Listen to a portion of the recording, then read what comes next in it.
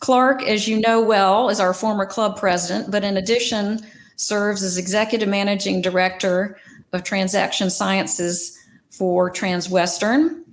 He is here with us today, though, wearing his hat as chair of the Rotary Charitable Foundation. You're going to hear a lot more from us this year in the coming weeks and months about our foundations. In fact, Clark is kicking off a 3-part series. He is going to talk with us today to provide an overview of the foundations and a lot more about their area of strategic focus in the past year. It's very important to us that we make sure you as members are clear where your charitable dollars are going and how we are putting them to great work. So Clark, I will turn it over to you and leave it in your good hands. Well, thank you so much, Catherine. And I will never forget that day myself, to get a chance to make that call and to share the happy news and even better or more, kind of surpassed for me by your return call saying yes. So thank you again for serving in this incredible capacity. We're all very excited about this year and about serving alongside with you and doing great things together. So I'm about to share a deck right now that I've prepared to give everybody a background on the task force and foundation structure for the Rotary Club of Atlanta. So I've got about 7 or 8 minutes to kind of move through this, so I'll do it pretty quickly. Any questions anybody has, feel free to follow up with me afterwards, so we can go through it in more detail, or I can answer any questions that you might have.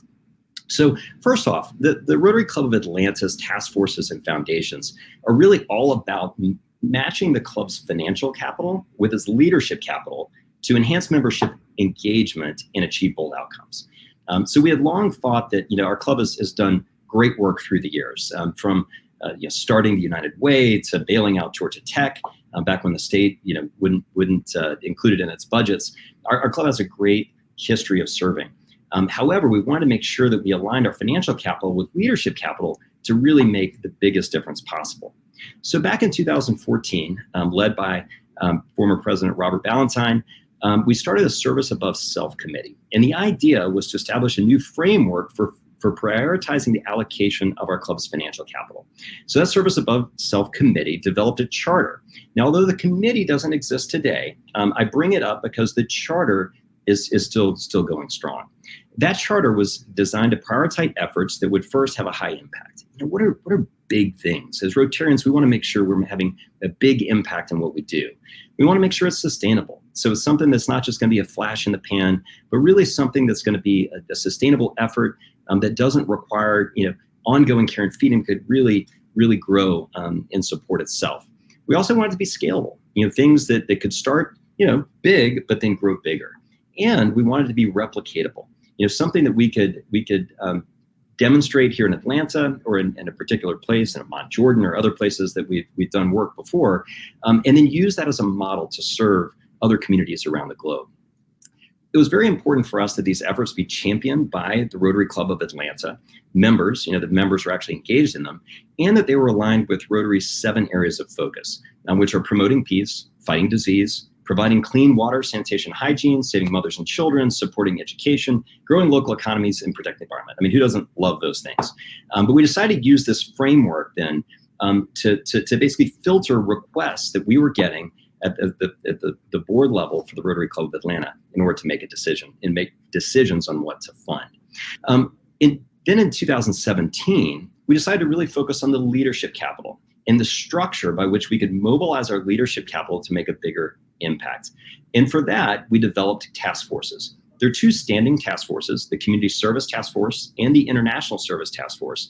Those are both led by our Vice President of Community Service and International Service, respectively.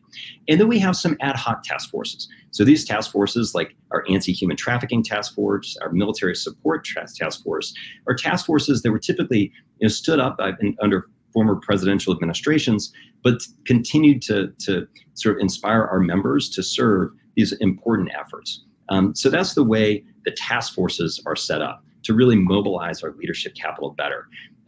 Each year, then community service, international service, human trafficking, and military support then develop projects. And those projects can seek funding from the Charitable Foundation under the new structure. The Rotary Club of Atlanta also operates 3 independent 501c3 foundations. Many of our members are not as aware of these as they should, but they have a long history.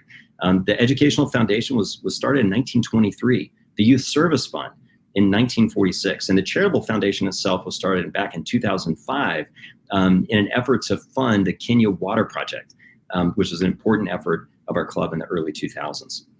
The problem was our foundations had a strong legacy, but they were disconnected from the club's awareness and active service efforts. So there's a basic little line diagram about how this worked. You'd have the board of directors and membership, funding the special projects through the Charitable Foundation, like the Kenya Water Project, and then dues that have those contributions sort of baked in would just automatically flow in to the other foundations, in particular the Youth Services Fund.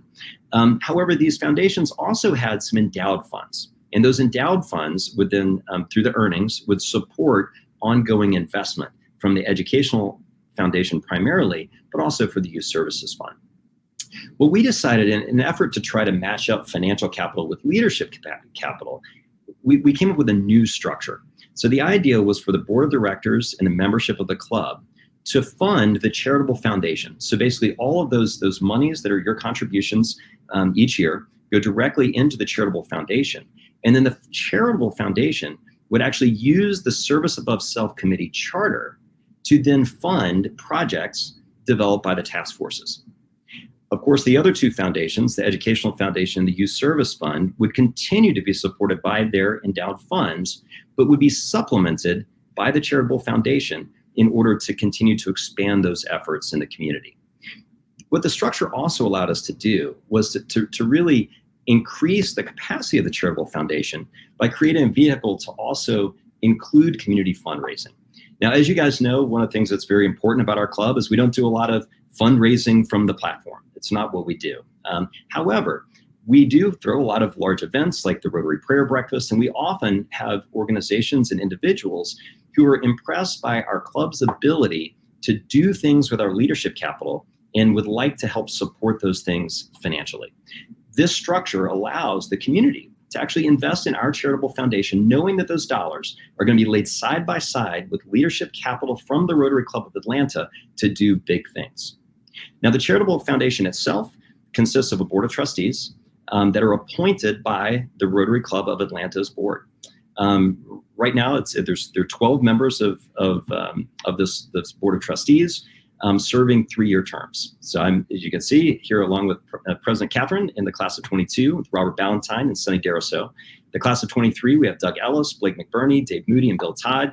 And the newly elected 2024 class of Tommy Holder, John McBurney, Neil Purcell, and Pat Upshaw-Monteith. So thank you again for all of those board of trustee members who are serving the Charitable Foundation this year. And feel free to reach out to any of them with ideas or questions that you have about the Charitable Foundation.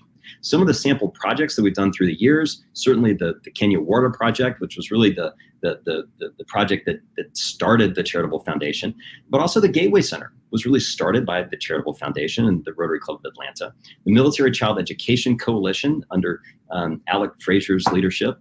We also did TAPS programs at Fort Stewart and Fort Benning. And at the beginning of the Shepherd Share Military Initiative, funding went to support efforts to match Rotarians with Share Military Initiative patients back during the height of the conflicts in the Middle East. We've also used these funds to support the hurricane and earthquake victims. We supported orphanages in Balashika, computer labs in Honduras, run anti-trafficking programs, and then did even in conjunction with CARE, a refugee project in Amman, Jordan, led by our own Martha Brooks. And most recently, of course, the 2020 Food Insecurity Project. So as you can see, all of these projects align with this Service Above Self Committee charter to prioritize the support for these projects. And we hope that we'll continue to find these very powerful, scalable, sustainable, replicable projects championed by our Rotary Club of Atlanta members, aligned with the Rotary Foundation's 7 areas of focus as we move forward. So how can you help? We ask 3 things of you to consider. First, consider joining a task force or recommending a project. So these task forces under President Catherine will be fully underway starting now. So we've got lots of great work to be done in the community. and internationally. At this time in our world, there's never been a more intense time of need. And many of you have been involved with our anti-human trafficking support or our military support task forces as well. So first, consider joining one of these or recommending a project. Second, consider seeking a nomination as a foundation trustee. Over the next 2 weeks after this one, you'll be getting introductions to the Rotary Youth Services Fund and the Rotary Educational Foundation. See if you find a place of service on those. And if you want to do that, you reach out to the board chairs and seek a nomination. And lastly, consider contributing additional support for the Charitable Foundation. And spread the word that this is an opportunity that our community can come together to put financial capital alongside the leadership capital of our club to make big things happen in our city and beyond. So with that, I just want to thank you guys for all that you do, all that you have done through the history of our club to serve in a big capacity. You know, it's the relationships that get found, that get built at Rotary are really best nurtured when you work side by side on big projects together. So we're really excited about y'all's engagement. President Catherine, congratulations again on this exciting year. We're fired up about your leadership and looking forward to seeing what we can do together. Thank you so much, Clark. And thank you for all the thought and strategic work you have been putting into the foundations. One of the things that we've been looking at going forward is how we can best align our boots on the ground service, our philanthropic contributions, and really the leveraging power of each of our individual member organizations. So Clark has been forging that path for a long time now, and we're excited to take it forward. So you'll hear more on that very soon. But thank you, Clark. Great. Thanks, Catherine.